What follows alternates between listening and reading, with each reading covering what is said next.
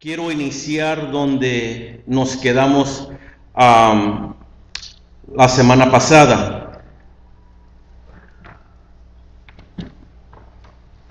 Quiero leerlo y necesito que llegar al slide 52 para poder terminar a tiempo. Pero quiero dejar un poco de tiempo también para que usted pueda responder. Nuestras emociones afectan nuestra vida diaria.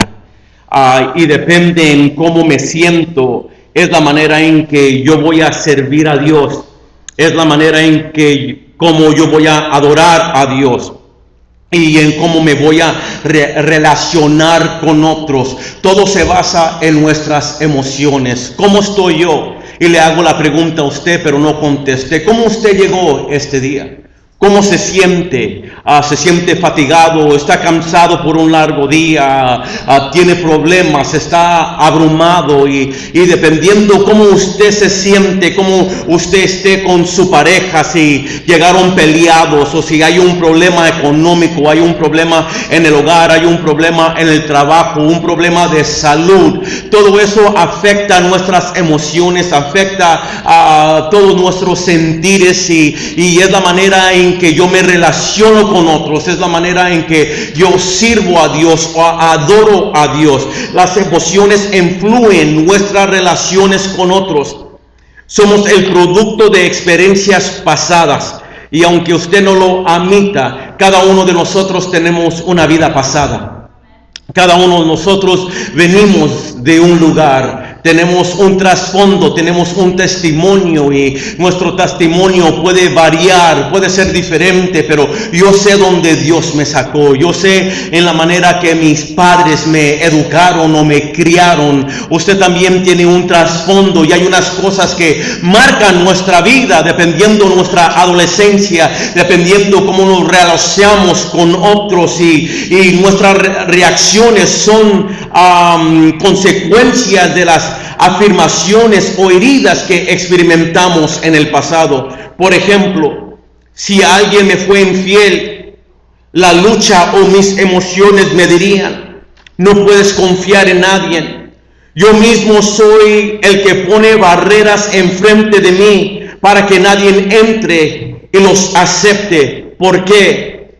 Porque pienso como alguien que me fueron infiel. En otras palabras, soy alguien herido. Soy alguien que fue una víctima de una traición o víctima de un problema. Fue víctima del abandono. Fui víctima de algo que yo mismo pongo barreras y no permito que otros entren en mi vida. Esto se aplica en toda área de nuestra vida. Puede ser en el hogar, puede ser en el trabajo, puede ser con una amistad. Aún estos puede ser una realidad dentro de la iglesia. En unos momentos hablo más de la iglesia, pero puede ser una realidad dentro de la congregación. Esto también es un obstáculo para tener fe en Dios. ¿Usted sabía que la manera en que me he formado y dependiendo la manera que me he formado al nivel que yo me he rendido a Dios, puede llegar a ser un obstáculo para que yo tenga fe en Dios? Porque todos me abandonaron, todos me traicionaron y la mayoría de la humanidad no tiene amigos, tiene amistades, pero no tiene amigos. Y la mayoría de la humanidad, y quiero hablar del cristianismo, puede contar los amigos con una sola mano. ¿Sí o no? O sea, amigo, yo estoy hablando lo que es amigo, no estoy hablando con una amistad, estoy hablando de amigo. Y parece que a veces cuando nos abrimos y permitimos que gente entre o se acerque y al momento algo sucede que llego a ser lastimado otra vez o lastimado por primera vez y eso causa ciertas heridas dentro de mí que ya no confíe en nadie. O sea, podemos ser hermanos en Cristo, podemos ser amistades, podemos hablar bien, pero amigo no eres. O sea, nos cerramos. Y la mayoría de la humanidad puede contar amigos sinceros con una sola mano. Y es interesante, puede ser un obstáculo para que nosotros tengamos fe en Dios, porque aún con Dios somos afectados. Si Dios permitió que algo sucediera en mi vida, aún desde mi niñez, entonces yo me quejo con Dios y le digo a Dios, ¿por qué? ¿Qué culpa tuve yo?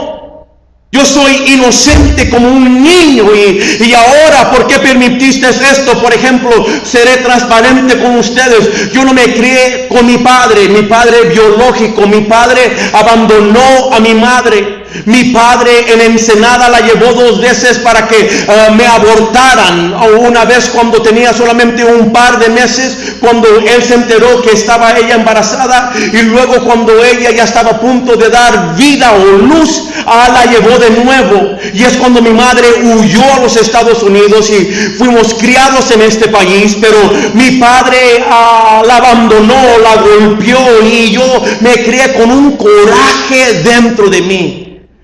Un odio dentro de mí. Miraba a otros cómo se relacionaban con su papá y les daban abrazos. Estaba allí para la Navidad, su cumpleaños, y me creé con un odio, pero eso me hizo que yo tuviera barreras en todo lugar y no aceptara a gente ni aún a Dios. ¿Por qué? Porque estaba enojado con Dios.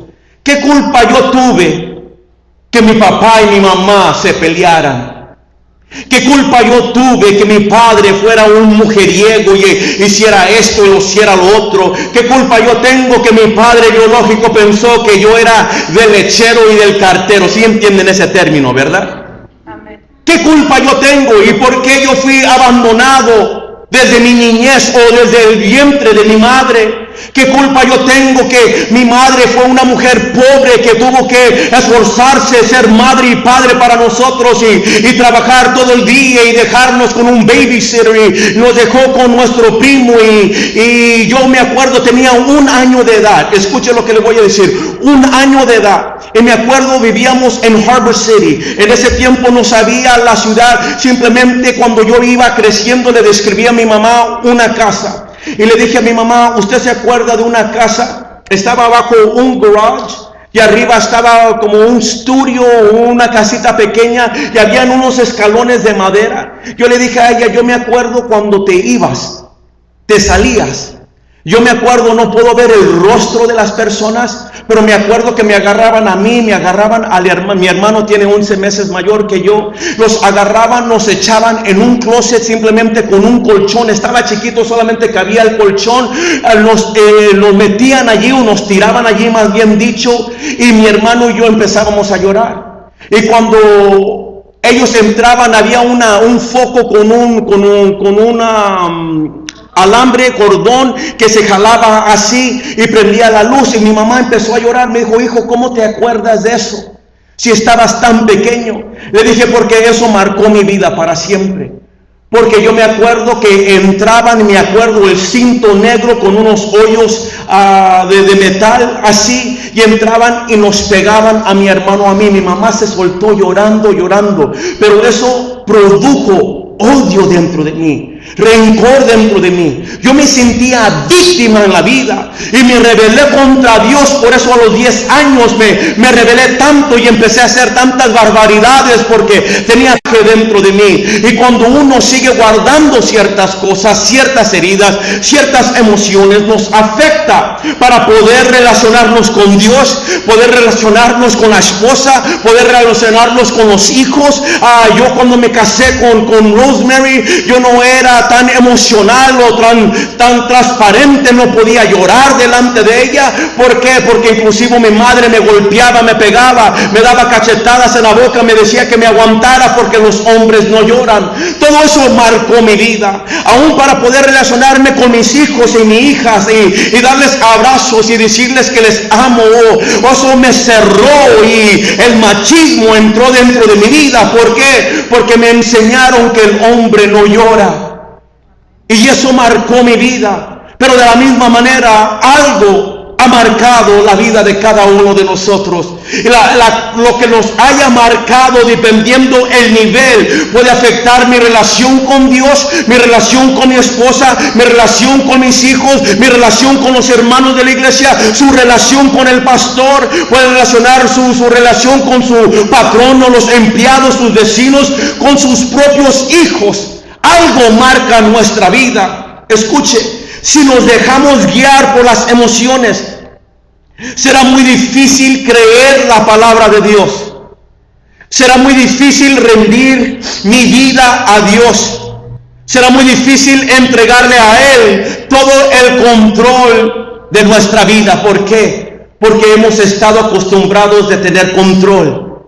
O sea, la vida me golpeó de tal manera que tuve que hacer ciertas decisiones. Tuve control. Pero ahora que vine a los pies de Cristo, se me hace difícil entregarle a Él que estoy tan acostumbrados yo a hacer. Mis emociones son las que dictan la manera en que yo voy a cantar, adorar, escuchar, recibir e inclusive dar. Nos va a afectar. Y si no me siento bien o mis emociones están todas trastornadas, escuche la pregunta. ¿Qué parte de mi vida le voy a entregar a Dios? ¿Qué parte de su vida le va a entregar a Dios? Prefiero cambiar la pregunta. No conteste, por favor. ¿Qué parte de su vida no le ha entregado usted a Dios? Porque Dios no quiere ni aún el 99.9% de nosotros. El Señor anhela, desea, y quiero usar una palabra fuerte, demanda el 100% de nosotros. Y si lo puedo decir de otra manera, demanda el 110% de nosotros. O sea, que nos esforcemos más, que le demos más. Pero si hay ciertas cosas que yo no le he entregado a Él, nunca le voy a entregar el 110% de mi vida. Le daré el 50%. Le daré inclusive el 90%. Y uno le puede decir al Señor, Señor, el 90% está bien. El 50% es mejor de 0%, entonces confórmate con el 90%, pero este 10% me pertenece a mí. Y este 10% yo voy a disfrutar de esta manera, yo voy a vivir de esta manera, yo voy a hacer todo lo que a mi manera, y no le entregamos a Dios el 100%, y así como Dios puede obrar en nuestra vida. Desea obrar. Y puedo decir que nos redarguye y nos habla, nos ministra, y sabemos cuando estamos mal, pero como no le quiero entregar esto o esto o esto, el Señor no obra. Y pasan los años y así nos quedamos. Todos tenemos emociones que tienen que ser sanadas y transformadas por la palabra de Dios. La siguiente pregunta es muy seria y se la voy a hacer 3 veces. ¿Cómo lidiamos con las emociones heridas? La mayoría de nosotros venimos heridos del mundo. Yo no sé de usted, pero yo vine muy herido del mundo. La mayoría de nosotros venimos cargando tantas cosas, disculpen el término, mugrero del pasado. Y lo fuerte de todo es que aún en la iglesia recibimos heridas. No levante la mano, no diga amén, porque no quiero entrar tan profundo hoy, este día, con este tema. Pero ¿cuántos de nosotros hemos sido heridos dentro de la iglesia? ¿Cuántos de nosotros hemos pasado por problemas en la iglesia? Que gente haya levantado un falso contra usted. O déjeme meterme más profundo, porque me voy a meter en una área donde a todos nos duele. Alguien que se haya metido con su hijo o su hija. Uno dice, a mí hazme todo lo que quieras. Habla todo de mí. Pero si te metes con uno de mis hijos, vas a saber quién soy. ¿Sí o no? Se están portando muy angelitos en este día. Pero si usted le ha pasado, ahí es donde los Ibáñez salen. Allí es donde me bajo de la cruz por un ratito y te digo quién soy. Pero ¿sabe por qué nos bajamos de la cruz y te digo quién soy? Porque no le he entregado todo al Señor.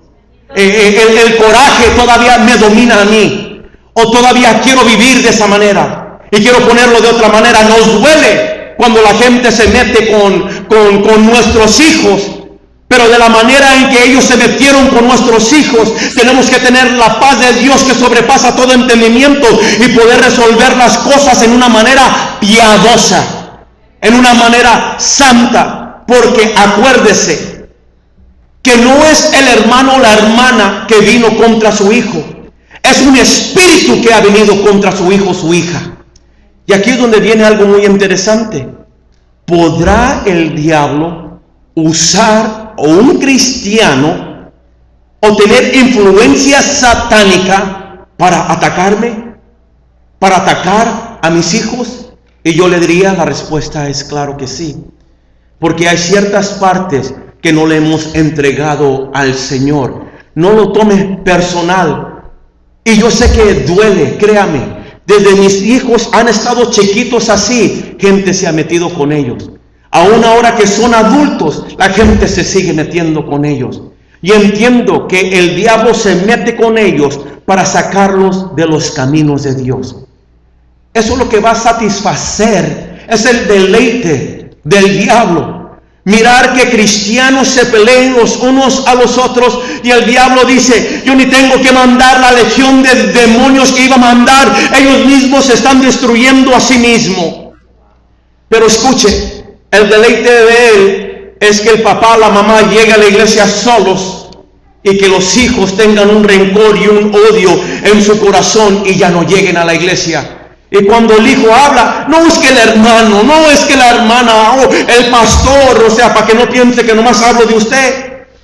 Y todo lo demás, y boom, boom, puro bombazo, puro ataque. Y el joven está revelando todo lo que está en el corazón. Y claro que podemos decir es pura excusa, pero no me quiero meter allí hoy. Simplemente quiero decir que el enemigo puede usar a un cristiano redimido con la sangre del Cordero para sacar a un joven, un hermano de la iglesia. ¿Cómo lidiamos con esas heridas que suceden inclusive dentro de una congregación? Por ejemplo, los que han pasado por un divorcio, esas heridas o emociones no solo afectan a los que están divorciados, sino afectan a los hijos, afectan toda la familia, ¿sí o no? Uno ya pierde el amor, ya no siente el amor, ya no siente nada por su esposo, su esposa. Los hijos, antes que usted se divorciara, ya fueron víctimas. Miraron los pleitos, miraron los gritos, miraron el odio. Déjeme meterme más profundo. Miraron la infidelidad posiblemente de uno. Y aunque uno venga a la iglesia, el hijo, la hija, carga tantas emociones y heridas dentro de él o de ella. Y déjeme regresar a mi tiempo. ¿Qué culpa tengo yo que mis padres se separen? Ellos, los hijos, en ese momento se convierten en víctimas de lo que usted con su pareja están haciendo. Aún desde chiquitos ellos ya saben. Yo me acuerdo de mi hija Denise, cuando Rosemary y yo nos peleábamos. Denise siempre llegaba, yo le decía, yo la calero, mamá, eres como una mujer ya grande, porque ponía su mano en su costado, así en su lado, y nos regañaba a nosotros. ¿Por qué siguen peleando? ¿Por qué no se pueden perdonar? ¿Por qué no se pueden amar? O sea, no piensen nomás cuando ellos están grandes, aun cuando están chiquitos, ellos escuchan todo, ven todo y saben todo. Y aunque los hijos posiblemente nunca digan nada, y eso es peor, cuando no dice nada. ¿Por qué? Porque se los está comiendo despacio por dentro. Luego usted empieza a ver unos ciertos comportamientos, una cierta actitud, una cierta rebelión. Las calificaciones van bajando, ciertas emociones, reacciones, o van y buscan, si es niña, ese amor con otros niños o esa atención, si es niño con niñas, y lo que es muy popular y lo que está dominando la juventud de hoy, inclusive los adultos, van y buscan el mismo sexo, porque la muchacha, la niña, la jovencita no ha recibido atención de su madre busca a otra jovencita que le muestre esa atención. ¿Por qué? Porque pasa sus emociones con esa mujer que ella anhelaba que su madre le ponga atención. Lo mismo con el niño, el joven que su papá no le dio atención, ahora va con otro hombre para que le enseñe ese cariño, esa emoción. Pero son víctimas de la manera en que usted y yo nos comportamos. Y aun cuando peleamos en la recámara con la puerta cerrada, déjeme decirle que las paredes tienen oídos. Aunque usted no lo crea, los hijos saben. Y cuando usted ya empieza a mencionar la palabra, pues mejor que divorciarnos, que separarnos, disculpe el término mexicano, cada chango a su mecate. Y allí el hijo, la hija despierta el siguiente día con un dolor grande en su corazón. Son víctimas de las heridas. Si viene una enfermedad mortal a uno de nosotros o nuestros familiares, las emociones de todos los familiares son afectadas. Si perdemos a un ser querido, si tuvo un accidente de carro, si perdió su trabajo, todos son afectados y todos cargamos heridas dentro de nosotros. No piense que solamente le pasó a usted, también le pasó a su esposo o su esposa, inclusive a sus hijos. Aún en la iglesia, cuando alguien levanta un falso contra usted, te afecta. Cuando hay pleitos, chismes, murmuraciones, todos los familiares de las víctimas son afectados. Y de una manera u otra, las emociones afectadas son las que llegan a ser heridas. Cuando hay una división en la congregación, duele. Todos son afectados. Estas clases de heridas no sanan de la noche a la mañana. Esta clase de heridas toma tiempo. Pero por tercera vez le pregunto, ¿cómo lidiamos? Para que me entienda, manejamos, superamos las emociones heridas.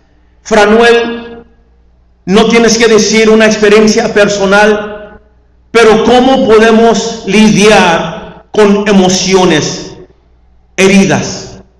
Si no sabes, brinco a otra persona y voy a repetir porque estamos grabando. Pienso que uno debe de meditar mucho. Es meditar en ellas mucho. Y reflexionar, ¿no? en qué área, digamos, nos ha afectado más. Y meditar en las áreas o reflejar las áreas que nos ha afectado más. Muy bueno. Preguntárselo a alguien que de mucha confianza, ¿no? Que te pueda ayudar. Ok, y hablar con alguien que te pueda ayudar. Muy buen punto, hermano Oscar. No tiene que decir algo personal de usted, estoy hablando en general. ¿Cómo podemos lidiar con las emociones heridas? Por medio de la comunicación. Buscando ayuda. Ok. A ir con un pastor o con alguien más. Muy bueno. Hermana Ángeles, ¿cómo podemos lidiar con las emociones heridas? No un tema personal, simplemente general.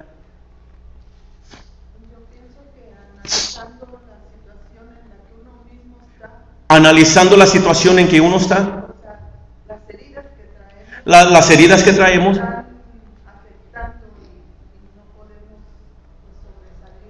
las heridas que nos están afectando, no podemos sobresalir. Muy bueno. No podemos ser lo que somos si cargamos todo eso, tenemos todo eso. Muy bueno. Wendy Hernández, ¿cómo lidiamos con las emociones heridas?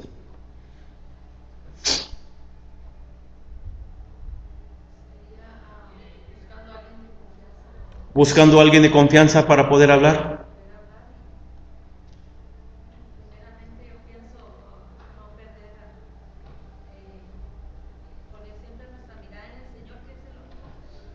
Tener nuestra mirada en el Señor porque es el único. Very good. Yo voy a regresar a eso, lo que ustedes dijeron, porque eso es muy importante y lo tengo como una de las soluciones. Número 1, la manera en que lidiamos con las emociones heridas es que tenemos que enfrentar la verdad.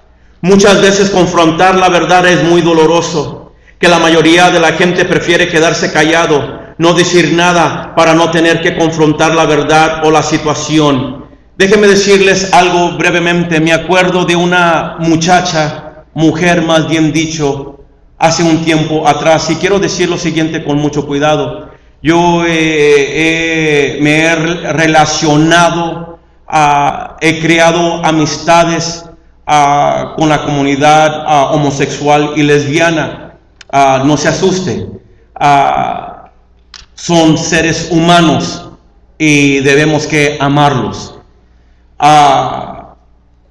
Cualquier tipo de pecado que uno viva, si es pandillero, si es drogadito, si es adúltero, si es esto, si es lo otro, no debemos que rechazarlo, lo debemos que amar. No significa que, bueno, estoy de acuerdo con el estilo de vida que lleva, pero debo que ministrarle. Me acuerdo de una persona que estuve evangelizando por 8 meses. Me acuerdo, y llegué a tener estudios en su garage, con muchos, a veces llegaban 50 hasta 80 de ese mismo estilo de vida, porque ellos vieron que yo nunca los criticaba, nunca hablaba mal de ellos, conocía mi postura como pastor, como cristiano, les abría la Biblia, pero les decía de tal manera que ellos llegaron a respetarme a mí como yo llegué a respetarlos a ellos. Acordaba de ciertas cosas que decían, claro que no, pero de todos modos no los traté como animales, los traté como personas.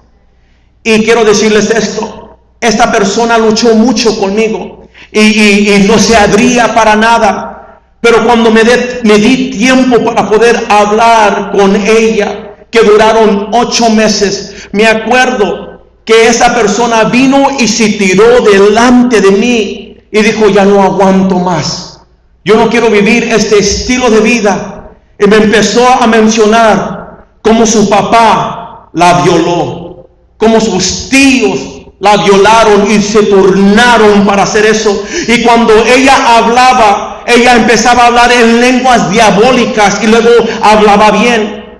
Y el trasfondo de ella viene de una generación de familiares que practicaban o todavía practican la brujería.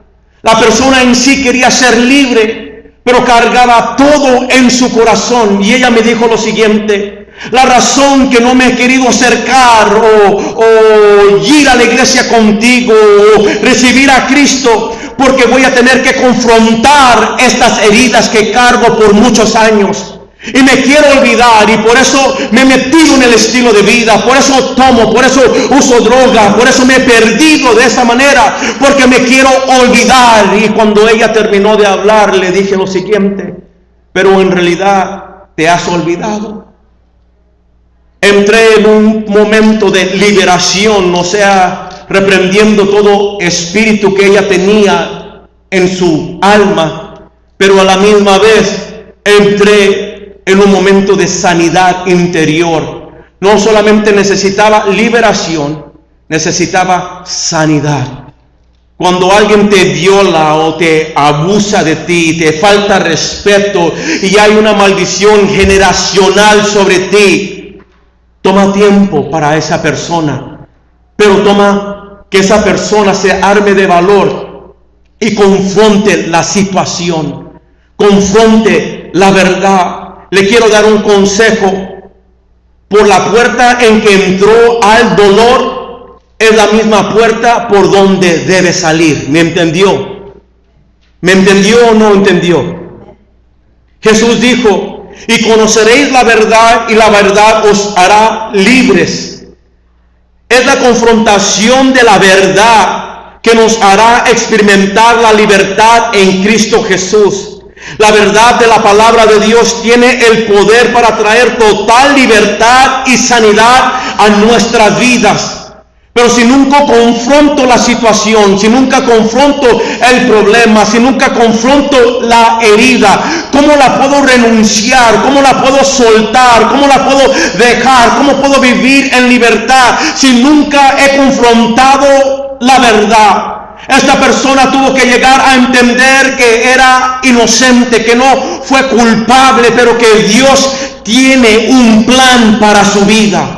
Y como Dios tiene un plan para su vida, ella pudo comprender que debe que soltar esas heridas y escuche, aún perdonar a las personas que la hirieron de esa manera. Por la gracia y gloria de Dios, esa persona, juntamente con casi 60 de ellos viviendo de ese estilo de vida, pudieron bajar en las aguas bautismales.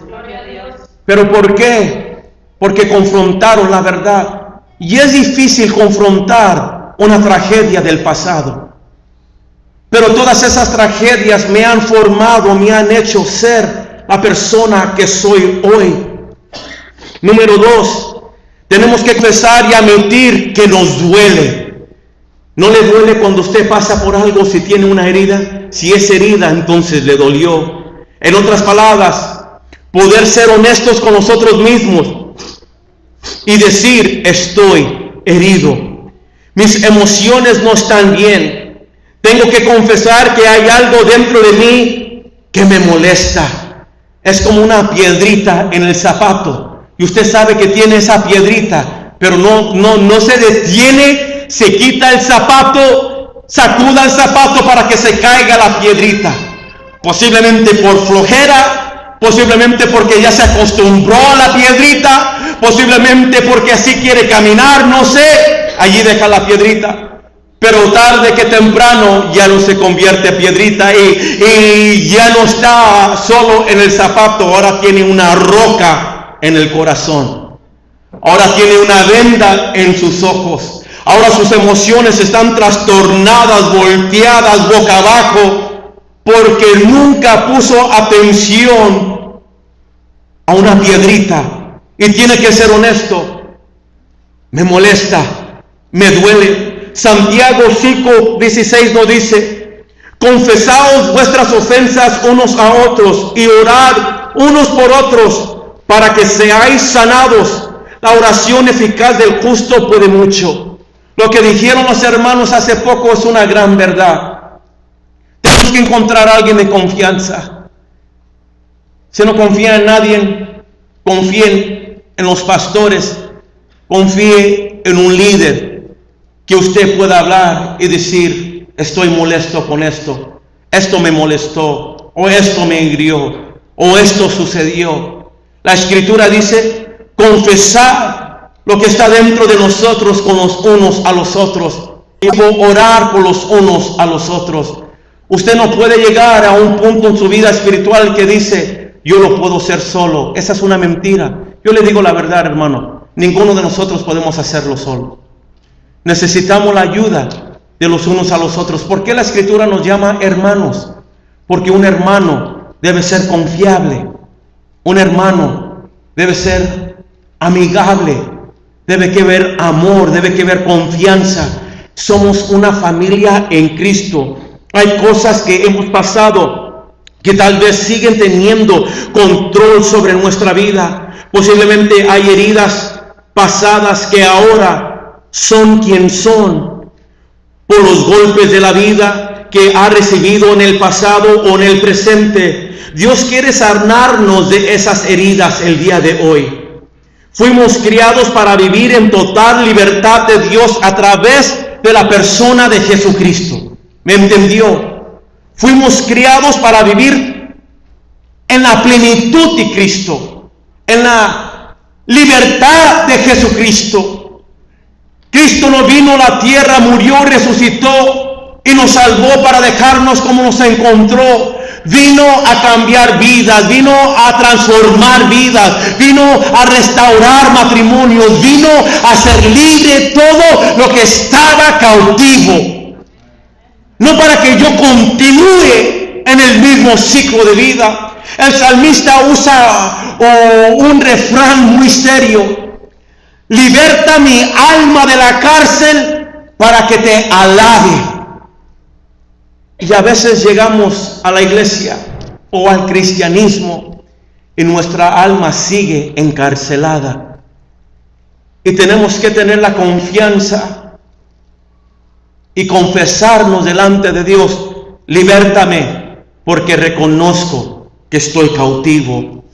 Número 3, la manera en que debemos lidiar con nuestras emociones heridas son por medio de perdonar y entregarlas a Dios. No me voy a meter profundo del perdón en esta noche, pero cuando entremos al capítulo 2, vamos a entrar tan profundo lo que es el perdón y la amargura. Simplemente hoy les doy un aperitivo de lo que es el perdón. Marcos 11 del 25 al 26 nos dice: y cuando estéis orando, perdonad si tenéis algo contra alguno, para que también vuestro Padre que está en los cielos os perdone a vosotros vuestras ofensas. Porque si vosotros no perdonáis, tampoco vuestro Padre que está en los cielos os perdonará vuestras ofensas. La manera en que tuve que guiar a esta mujer o hermana ahora era por medio de ella perdonar a su padre, a sus tíos y a su propia madre. Tenemos que perdonar inclusive a aquellos que nos han herido gravemente. Yo tuve que llegar a la realización de pedirle perdón a mi padre biológico. ¿Qué culpa yo tuve que ellos se divorciaran? ¿Qué culpa yo tuve que él no me amara? ¿Qué culpa yo tuve que mi madre se desahogara conmigo y me golpeara? ¿Qué culpa yo tuve que mis primos hermanos son los que abusaron de nosotros en ese closet? ¿Qué culpa yo tuve? Pero entender el camino de Jesucristo, el cristianismo, tuve que confrontar la situación y tuve que soltar y entregarles esas cosas a Jesucristo y aún pedirles perdón a ellos. Nosotros nos hemos equivocado grande. Dije que solamente va a ser un aperitivo y tengo que controlarme, pero déjeme decirle, nuestra mente está tan trastornada que no pedimos perdón, al menos que nosotros seamos la persona culpable, es decir, la persona que ofendió, hirió, hizo algo. La Escritura nos comprueba que aun cuando no tenemos la culpa, debemos que pedir perdón. Les hago una pregunta muy seria y no conteste. ¿Habrá alguien que usted tenga que perdonar? Que esta pregunta no entre por un oído y le salga por la otra, o que no pase arriba de usted, porque aún hay esposo y esposa que duermen airados. Hay hijos que tienen años que no le hablan a sus padres. Hay hermanos hablando una sangre que no se hablan. Hay hermanos en Cristo que ni si pueden ver. Le dan la vuelta santa para no tener que confrontar al hermanito o la hermanita. Habrá una situación en que usted tiene que entregarle completamente a Dios. Hoy usted puede ser libre, pero usted tiene la decisión. Puede continuar cargando esas heridas o puede perdonar y entregarlas a Dios. Usted no puede decir, pero yo ya se las entregué a Dios. Si usted no ha pedido perdón, Dios no la recibe. Primero pida perdón, luego entrégueselas a Dios. Miren lo que la Escritura nos dice acerca de este tema. En Mateo 5 de 23 al 24. Por tanto, si traes tu ofrenda al altar y allí te acuerdas de que tu hermano tiene algo contra ti, deja allí tu ofrenda delante del altar y anda, reconcíliate primero con tu hermano y entonces ven y preséntate ofrenda. ¿Sabe lo triste de todo es que nosotros cantamos, oramos, adoramos con tanto mugrero en nuestro corazón? La Escritura nos está diciendo, deja tu ofrenda, pero ve y reconcíliate primero. Y me atrevo a meter más profundo. Dios no recibe tal adoración de esa manera. No recibe tal oración. No recibe tal cantar. Deja tu ofrenda primero. Ponte a cuentas y luego ven y preséntate delante de mí. Mateo 18, 21, 22 nos dice: entonces se le acercó Pedro y le dijo: Señor, ¿cuántas veces perdonaré a mi hermano que peque contra mí? ¿Hasta 7? Jesús le dijo, no te digo hasta 7, sino aún hasta 70 veces 7. Estos versículos nos muestran que si aún no tenemos la culpa, o sea, que nosotros no somos los que ofendieron a alguien, debemos que pedir perdón. El perdón no es para ellos, el perdón es para ti y para mí. ¿Me entendió? Es para que yo esté libre de cualquier ofensa que hayan cometido contra mí. Porque si la mantengo dentro de mí y no la puedo soltar, me va a matar, me va a controlar, va a impedir mi crecimiento espiritual. Hermano, con esto termino con esta parte del perdón. Perdone. Aunque no tenga la culpa, si queremos experimentar la sanidad de Dios, necesitamos que estar dispuestos a pedir perdón, aunque usted sea la víctima, aunque usted lo trataron como un trapeador, pisotearon sobre usted como un chicle, usted pida perdón, porque el perdón no es para ellos, el perdón es para usted, que usted ande en libertad. Número 4, también tenemos que desarrollar dominio propio. Segunda de Timoteo 1:7 nos dice, porque no nos ha dado Dios espíritu de cobardía, sino de poder, de amor y de dominio propio.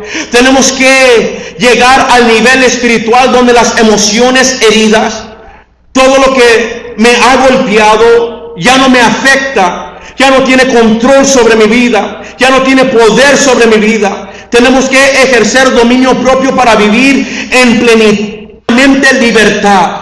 Si no creo esta disciplina espiritual de dominio propio, voy a perder el control, voy a explotar, voy a cargar una mancha negra en mi corazón que va a afectar mi voluntad, mi vida espiritual, mi desarrollo espiritual. ¿Usted ha mirado un hermanito cristianito espiritual que el momento que la prueba llega, explota?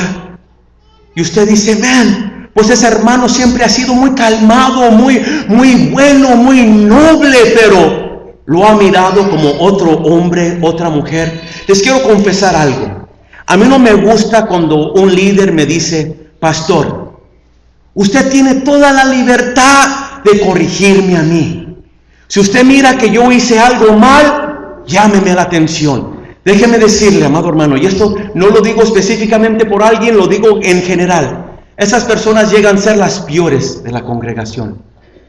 Porque el momento que les llamo la atención, y lo más seguro es que les voy a llamar la atención, se ponen contra mí. Mientras todo está bien y trabaja como quiere, hace lo que quiere y todo lo demás, pero el momento que tengo que entrar como pastor y decir, hey, wait a minute, espérate un segundito, la persona que controla su vida sale a flote. Y yo digo, wow, ¿qué pasó con él o con ella? Pero el momento que se les llama la atención, o déjenme usar otra palabra, se les exhorta, revelamos quiénes somos. Yo sé que no nos gusta la exhortación, yo sé que no nos gusta que gente nos diga o mire mis defectos o apunte esto o apunte lo otro, pero la crítica constructiva es saludable porque cría disciplina espiritual. La palabra exhortación en su original no es regaño. La palabra exhortación en su original es ánimo, es animar a la persona. ¿Por qué? Porque si yo miro que alguien está viviendo o haciendo algo que puede afectar a la congregación, esa persona se le puede dañar el testimonio y la otra gente ya no los va a recibir o no los va a ver bien. Yo como pastor tengo que tener el amor y decirle, hermano, hermana, mire esto y esto lo otro. No para que esto se revele contra mí y me empiece a decir tantas cosas, sino como humildad. Si lo hizo conscientemente e inconscientemente, amén, pastor. Pondré más atención en esas áreas. Pero cuando no recibimos la exhortación, cuando no ponemos atención a aquellas cosas, se convierten en una mancha negra que cargamos, y lo quiero usar de otra manera, y las escondemos debajo de nuestro vestuario. No queremos que nadie se dé cuenta, Pero en la hora de la prueba, y déjeme decirle, la hora de la prueba viene a todos nosotros. Ninguno de nosotros nos escapamos allí. Viene, y allí es donde manifestamos quiénes somos. ¿Cómo usted se va a comportar en ese momento? Me quedan 11 minutos y tengo que llegar al slide 52. Número 5. También tenemos que hacer un compromiso. Esto es algo que muchos no quieren o no pueden hacer. Por eso es que se ven muchos creyentes, aunque tengan años en el Evangelio o la iglesia, no crecen espiritualmente, se estancan espiritualmente y se quedan enanos espiritualmente hablando. Es necesario que hagamos el compromiso verdadero de no vivir por las emociones, por las heridas del pasado o del presente. No vivir en control de nuestra vida, sino vivir de acuerdo a los principios bíblicos. Escuchen lo que Isaías 43, 18, 19 nos dice. No os acordéis de las cosas pasadas, ni traigáis a memoria las cosas antiguas. He aquí que yo hago cosa nueva, pronto saldrá a luz, ¿no la conoceréis? Otra vez abriré camino en el desierto y ríos en la soledad. Cuando las heridas del pasado pierden el control de nuestra vida, el diablo ya no nos puede seguir torturando con las cosas que hemos pasado. Déjeme repetirlo. Cuando las heridas del pasado pierden el control de nuestra vida, el diablo ya no nos puede seguir torturando con las cosas que hemos pasado. Pero debemos que ser personas de compromiso y hacer un compromiso que viviremos en libertad. Pase lo que pase, soy hombre o mujer de palabra y de compromiso. ¿Me entendió? Hermanos, la Biblia nos dice que tenemos la mente de Cristo. ¿Qué significa eso para usted? Tener la mente de Cristo. Hermana Juanita, su propia opinión. ¿Qué significa tener la mente de Cristo? Si no sabe, paso a la otra persona. Está bien.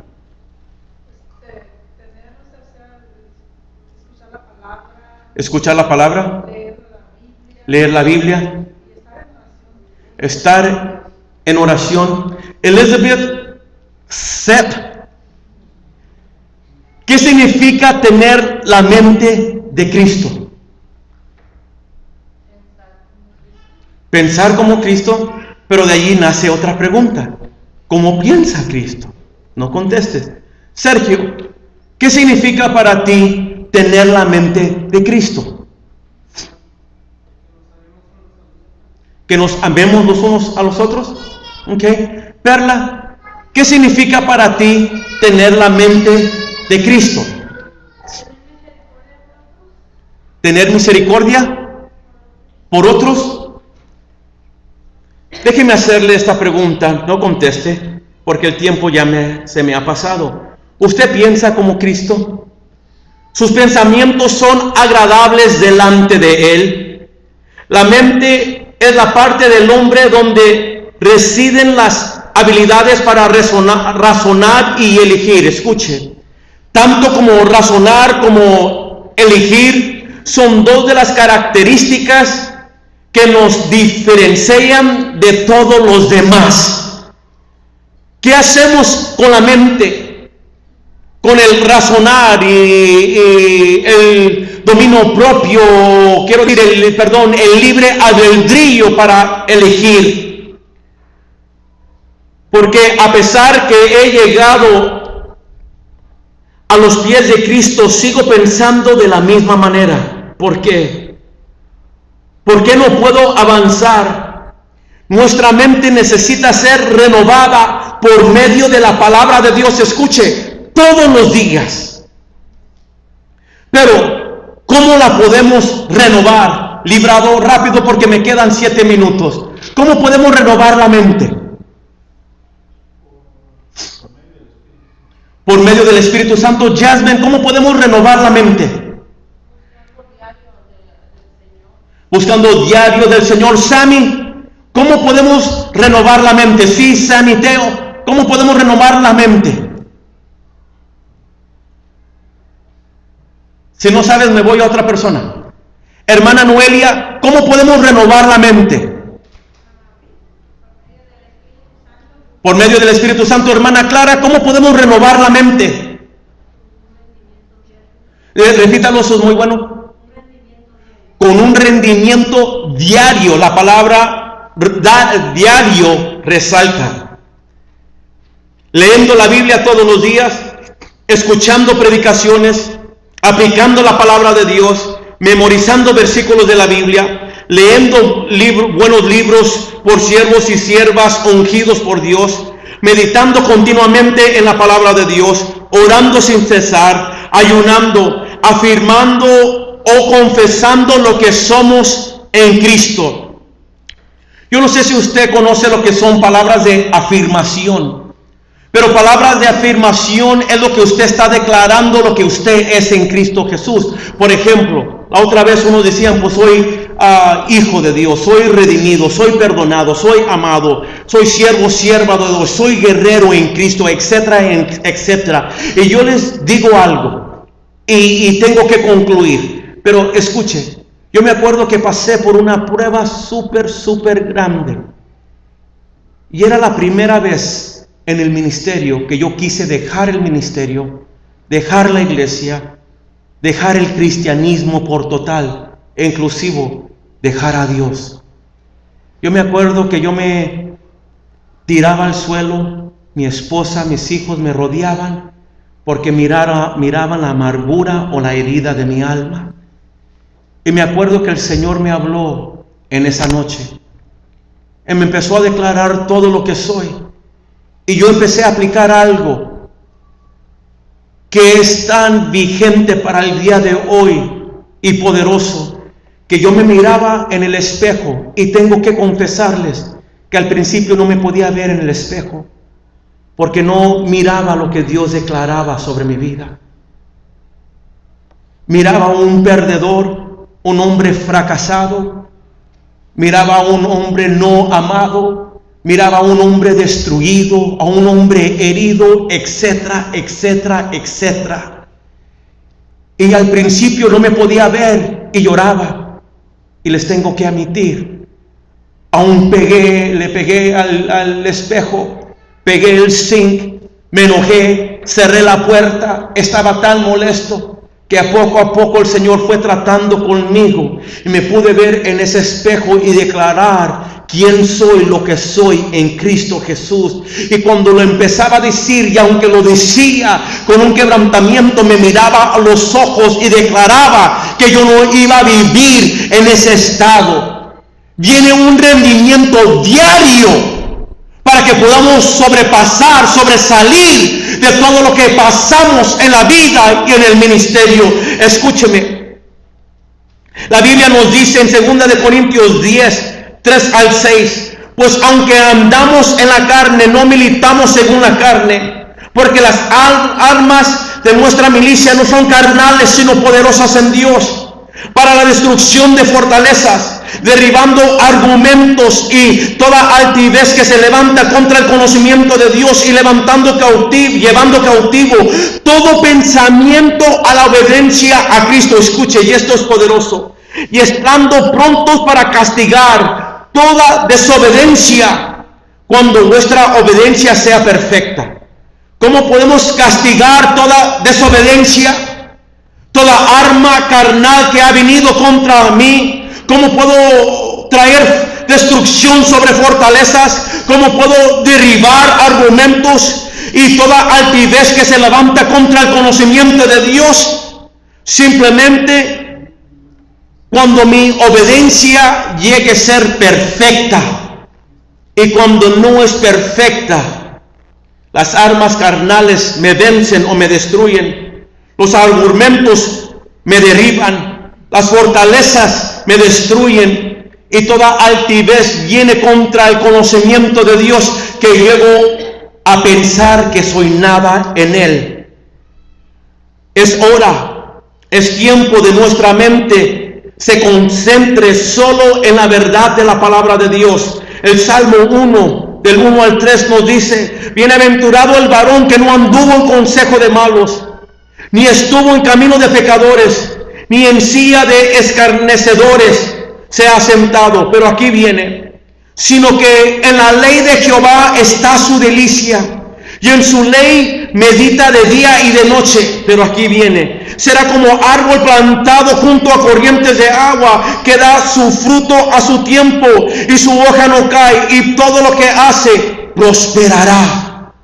Y Job 23, del 10 al 12 nos dice: mas él conoce mi camino, me probará y saldré como oro. Mis pies han seguido sus pisadas, guardé su camino y no me aparté. Escucha el versículo 12: del mandamiento de sus labios nunca me separaré, guardé las palabras de su boca más que mi comida.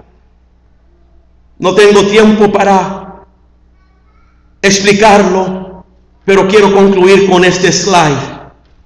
La palabra renovar se compone de dos vocablos: re, que significa repetir, y novar, que significa nuevo. En otras palabras, renovar es que repetidamente tenemos que renovar nuestra mente o hacerla nuevo.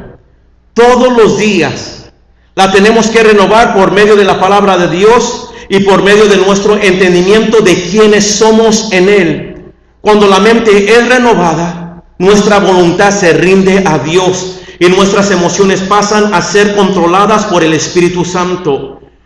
Ya no vivo en cómo me siento, si me siento bien o mal. Entiendo que mi vida le pertenece a Él y Él es quien está en control de mi vida. Le alabo, le adoro aún cuando no le siento. Me rindo a Él aún cuando todo va mal. Él merece el más alto honor y adoración a pesar de cómo me siento.